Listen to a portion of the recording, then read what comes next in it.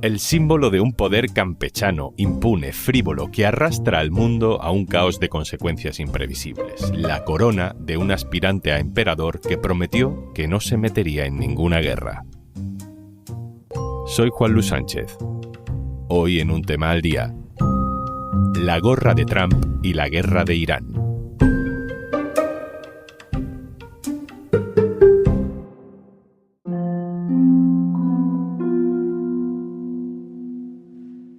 El día en el que iba a declarar el inicio de una guerra en Oriente Medio, Donald Trump lo empezó en Texas, en una hamburguesería.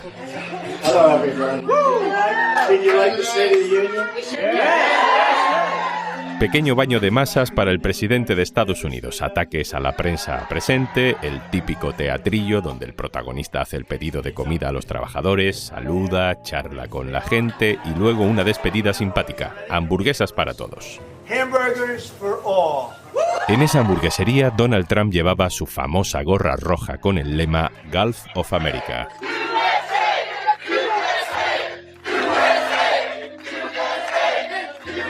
9 horas después, la gorra había cambiado. The United States military began major combat operations in Iran. Ya no estaba en Texas, pero tampoco en la Casa Blanca. Trump anunció desde su mansión privada de Florida el bombardeo de Irán que iniciaría una nueva guerra en Oriente Medio. Entre las hamburguesas y el gabinete de guerra, a Trump le había dado tiempo a algo más. Al llegar a su mansión, se pasó un rato a saludar a una fiesta de recaudación de fondos que se organizaba en su club privado de golf.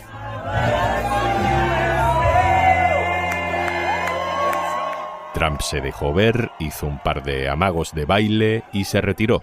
Os dejo, que tengo que trabajar.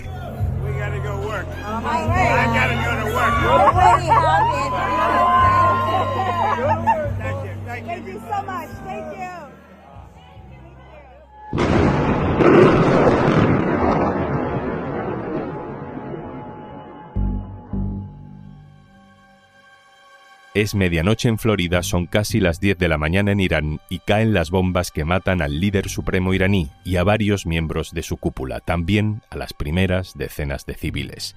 Trump aparece en vídeo, sin corbata y con su gorra, para contarle al mundo que nos mete en una guerra. We are going to destroy their missiles and raise their missile industry to the ground. It will be totally, again, obliterated. Reconozco que llevo días atrapado en la imagen de Trump declarando la guerra en gorra. Y no es la gorra que llevaba por la mañana, la famosa gorra del Make America Great Again. En ese momento y también en su siguiente aparición pública al día siguiente bajándose de su avión presidencial tras la declaración de guerra, Trump se ha puesto una gorra blanca en la que se lee USA, Estados Unidos de América. Ya no es una gorra roja que promete una América mejor. La América mejor, su América, ya ha llegado. Es una América, un Estados Unidos que bombardea un país de Oriente Medio para matar a su líder supremo, sin pasar primero por ningún debate internacional o nacional, sin ofrecer pruebas que justifiquen el ataque. Es una América convertida en padrino de Israel, dispuesta a sacrificar soldados y a exponerse a la venganza del terrorismo, que lanza al mundo, a todos nosotros, hacia un caos imprevisible. Supongo que para Trump, América ya es Great Again. Ya es simplemente USA.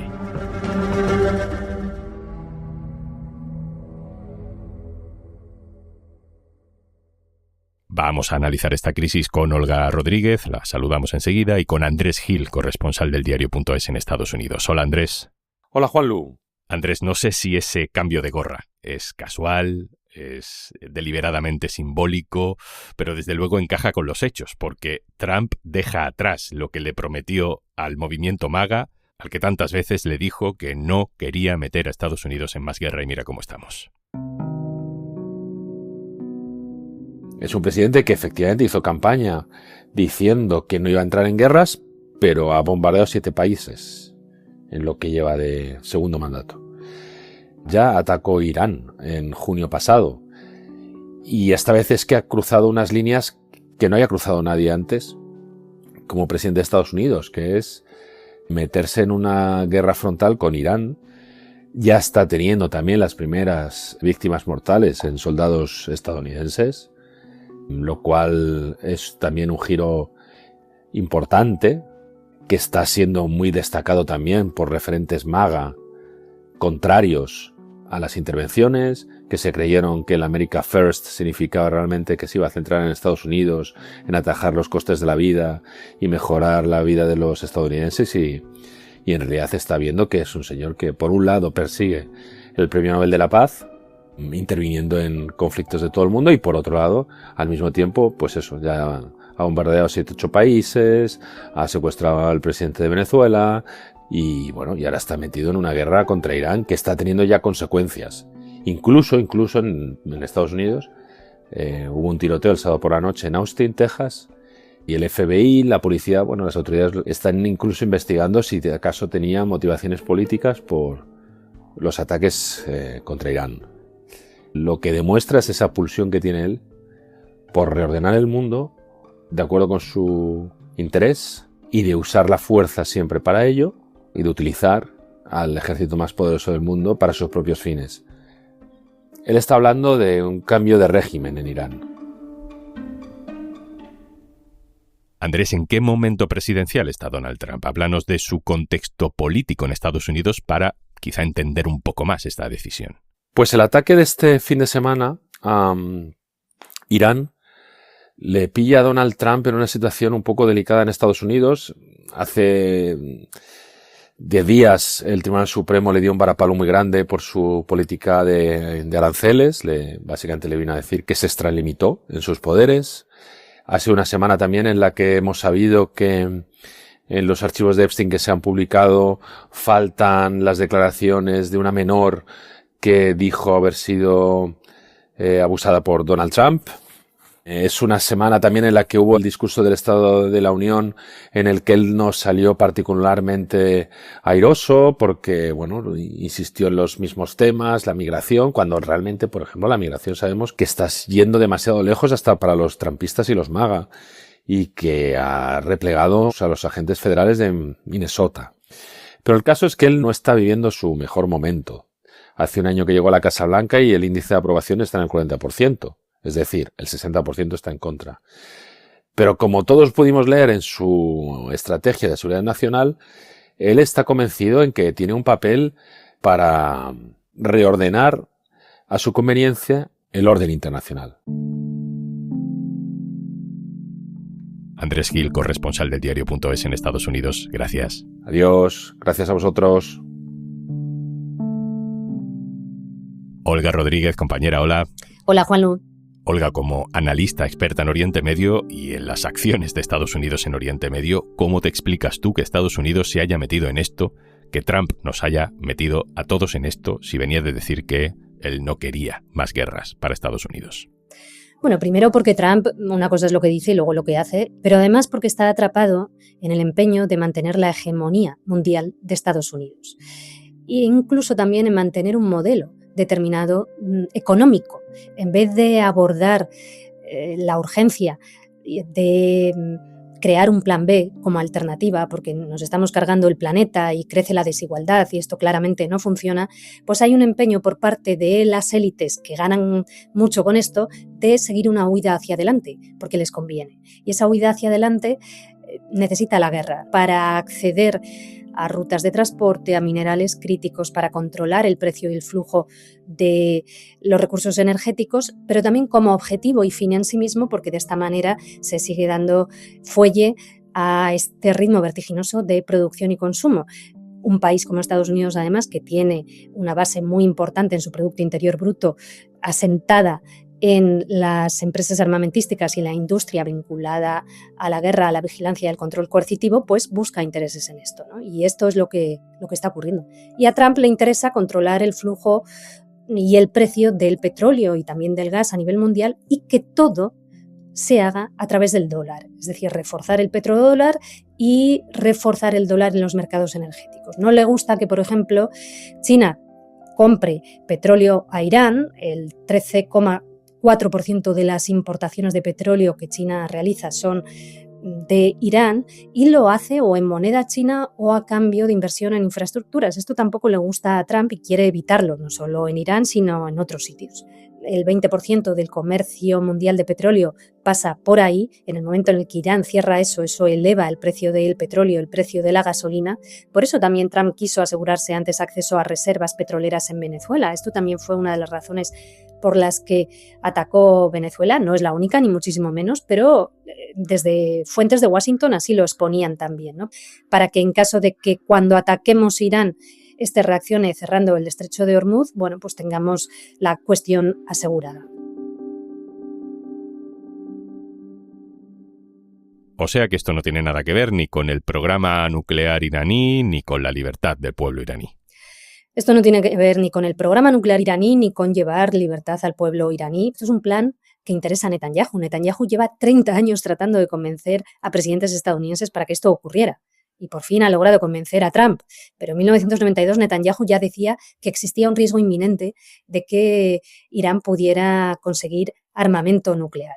Con Trump ha tenido mucha suerte. Trump además presume de que gente multimillonaria que ha sido donante en su campaña electoral muy pro-israelí, pues es importante para él, como Sheldon Adelson y su viuda, y esta es una de las razones también. Sí, pero dices, Olga, que Israel lleva 30 años pidiendo esto.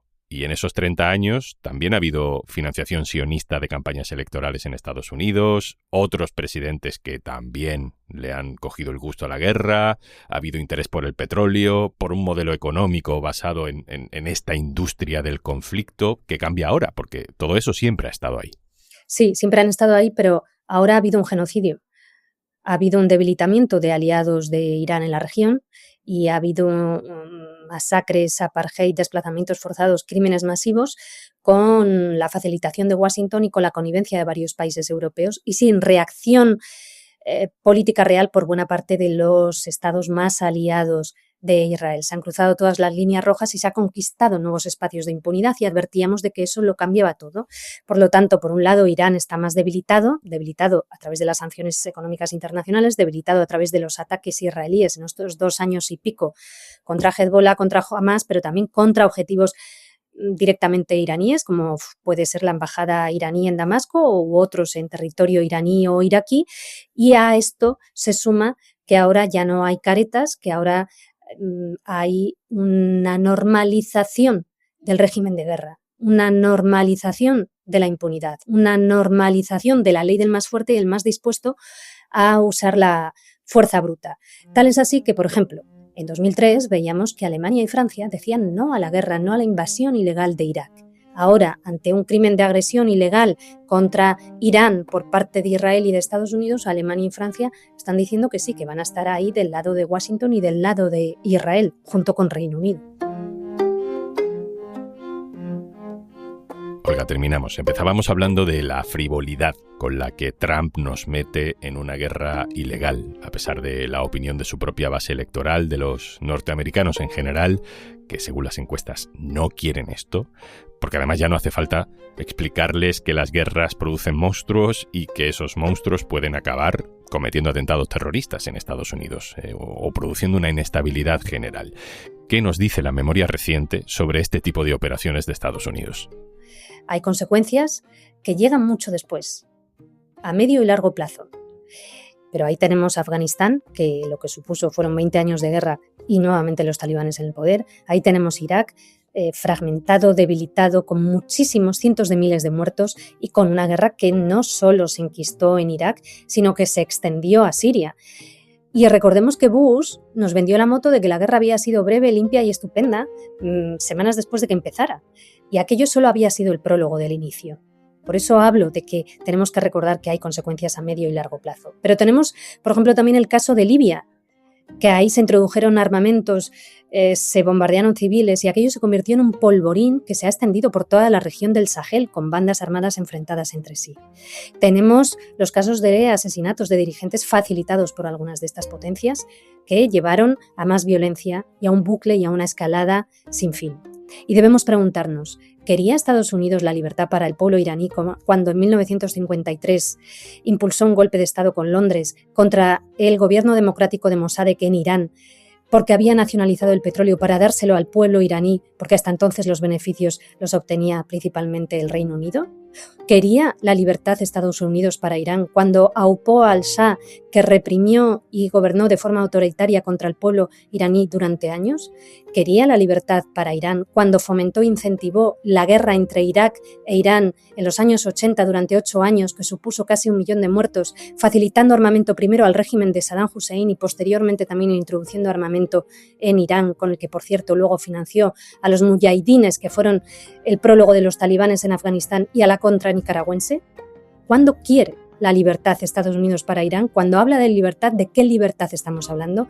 Por eso, entre otras cosas, es muy posible que a día de hoy buena parte de la población estadounidense ya no trague, y por eso en las encuestas lo que estamos viendo es que no apoyan esta operación ilegal, porque existe el recuerdo del pasado, existe el recuerdo de lo de Irak, y porque además por primera vez en la sociedad estadounidense hay una conciencia de lo que es realmente cómo opera el Estado israelí a día de hoy. Olga Rodríguez, compañera, muchas gracias. A ti.